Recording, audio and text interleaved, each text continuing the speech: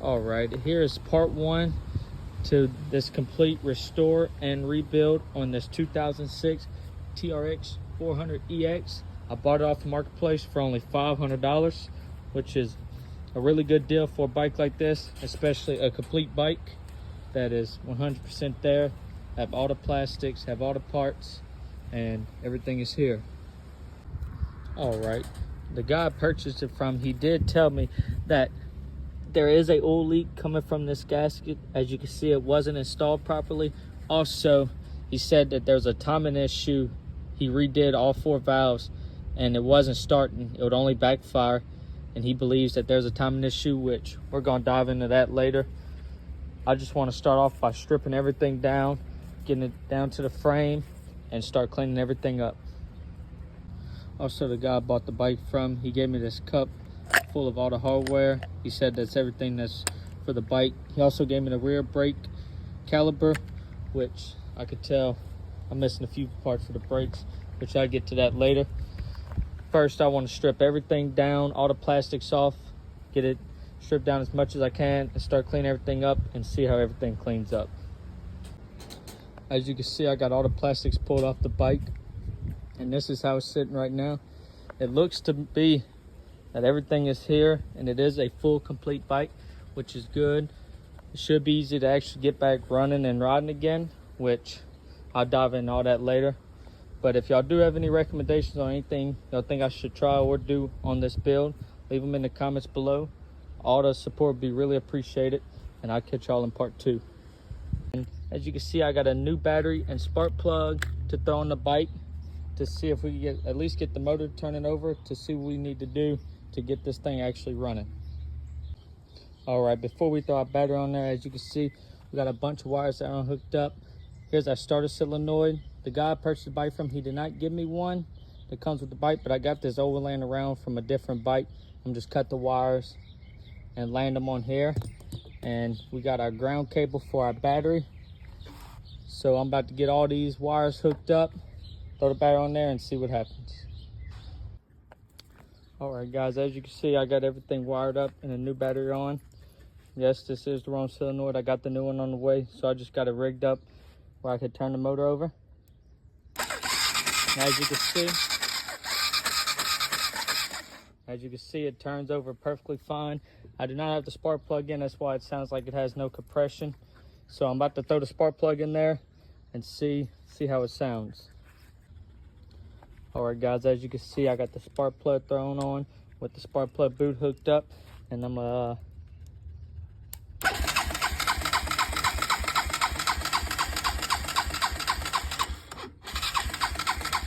as you can tell, sounds like it got really good compression, and it sounds like she wants to fire up, which I don't have none of the gas hooked up or anything else.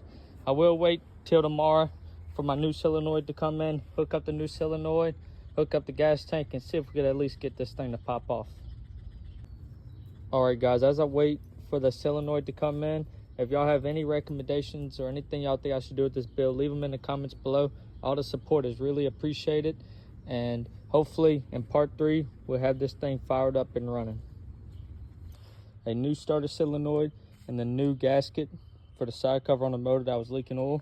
And today I just want to focus on trying to get the motor running and see what all we need to do to get this thing running. So let's first throw on our starter solenoid and let's go from there. All right, as you can see, we got our new starter solenoid thrown on there. So click the button. So when you hit the button, it turns over fine. Now I want to pull the spark plug and make sure we're getting a good spark. Make sure all our wiring and everything's right. So let's get the spark plug pulled and check for the spark. All right, guys, I got the spark plug pulled, as you can see. I'm not sure if you guys can actually see that, but we are getting spark to the spark plug. So I will put the spark plug back in and spray with a little bit of starting fluid and see if we get any kind of popping off or anything. All right, as you can see, we got the spark plug thrown back in. I have some of this starting fluid, which we're gonna spray down in the carburetor and turn this thing over, and let's see what happens.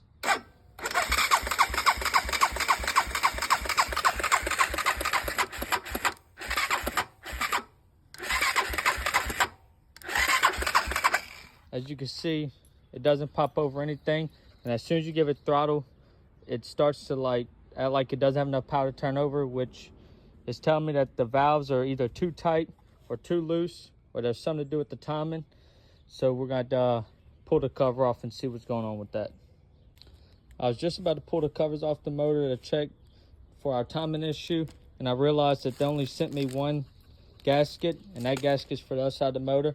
And I just checked on Amazon. They will be coming in either later on this evening or tomorrow. So that's all we're going to be able to do today for part 3. At least we know that we have spark. So in part 4, we're going to come back, check our timing, and hopefully get this thing running. We got all 3 of our gaskets in. We're about to pull off these side covers and get this motor running. Let's get to it. All right, actually, before I pull off my side covers, I actually want to pull off these little caps and get my bottom end top dead center. And I'm gonna pull off the top cover off the motor and check the cam and see if I could see if the timing's off from here before I pull off all the side covers.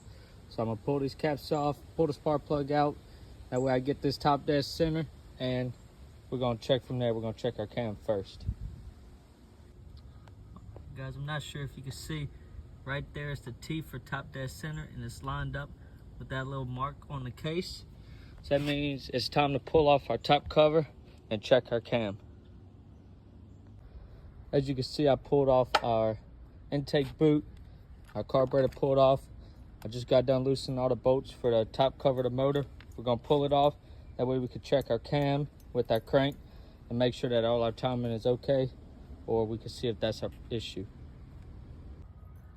All right, as you can see, we got it on the T lined up with the mark on the case, meaning that we are top dead center on the compression stroke, meaning that all of our cam lobes should be pointed down. And as you see, they're all pointed up. Also, I realized you can't really see, but our notches aren't lined up, meaning that our cam is one tooth off, which could cause it not to run.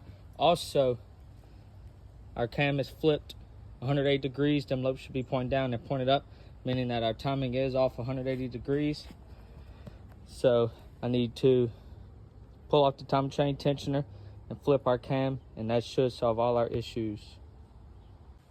All right, this is all the time I have to work on the bike, unfortunately, but at least we did figure out our timing issue, meaning that next part, part 5, we're going to actually get this figured out and fixed and hopefully have the motor running.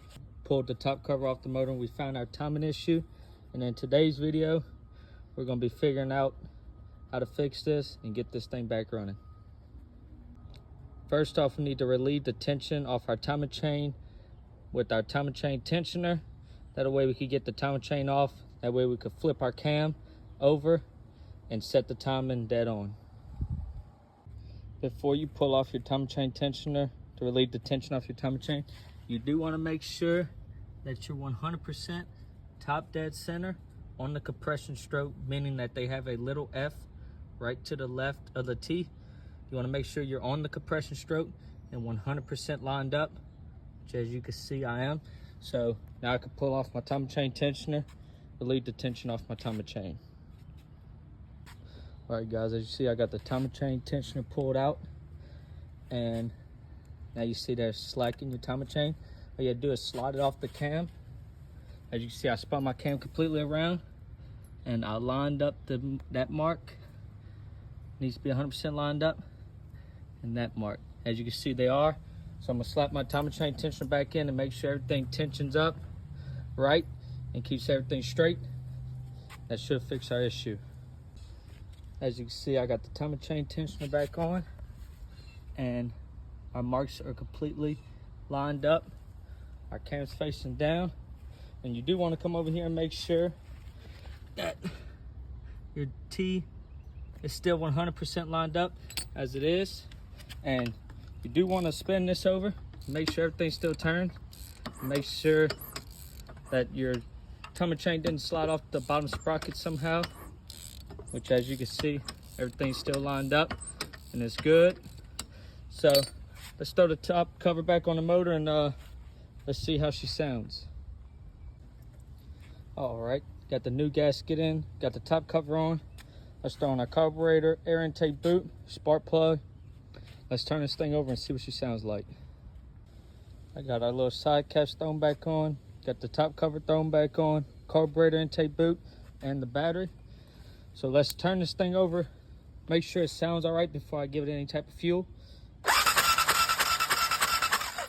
As you can see, it sounds good. It's time to throw the spark plug in, give it some gas, and let's see if it fires up. Got the spark plug thrown back in, got the carburetor on. I sprayed some of that start fluid in the carburetor. Let's see what happens.